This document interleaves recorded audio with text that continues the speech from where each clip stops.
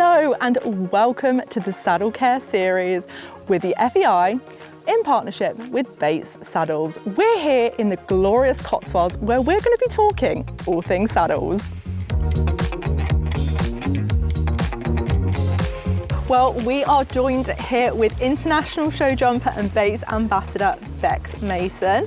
Hello Bex. Hi there. How are you doing? Very well, thank you. Do you want to introduce us to the gorgeous horse that you've got here for us? Yeah, this is Princess, also known as Prin.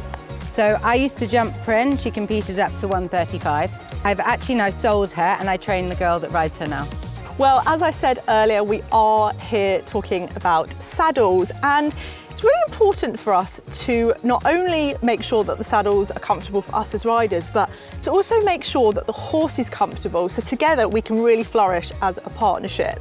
Now, we make sure that we schedule regular dentist appointments, regular farrier appointments, regular physio appointments. But Bex, how often should we be scheduling, and why should we be scheduling saddle fit appointments? Well, horses, they're animals at the end of the day. They're always changing in their bodies, especially performance horses. Me as a rider, I actually really like it when the horses are developing and having change, but there are moments that you are going to be out of balance. The horses will start to show you with little signs in your riding. It might just be that their head comes up through a transition, be very subtle changes, a bit of hollowing in the back. But these are signs that you need to probably get your saddle checked. And you can short circuit this by actually fitting in regular saddle fittings. Absolutely. And that will just help you progress with your goals and give you a positive flow with your riding. What are the signs that us as riders are looking for to tell us that our balance of the saddle might be slightly offset? I think every rider can relate to not progressing in the riding or not feeling secure in the saddle. Also, if you're having a saddle shift when you're riding or having to adjust the saddle, or it moves at the end of your ride, your horse may not be going off the aids like they normally do. So these can all be contributing factors to why you're having challenges in your riding. Okay Bex, so we all know that when we increase the intensity of our horse's workload, we're going to see a change in our horse. What other lifestyle factors can cause these changes? There are quite a few things. I mean, you have age, maturity. A 4-year-old is going to be very different from a 12-year-old horse, for example. Yeah. You've then got nutrition. If you're traveling your horse for long journeys or a long-haul flight, for example.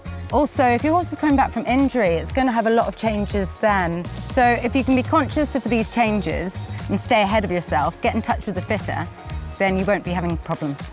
So Bex, we know that when we're proactive scheduling our saddle fits, that this helps with our riding over time, but how often should we be scheduling these saddle fits?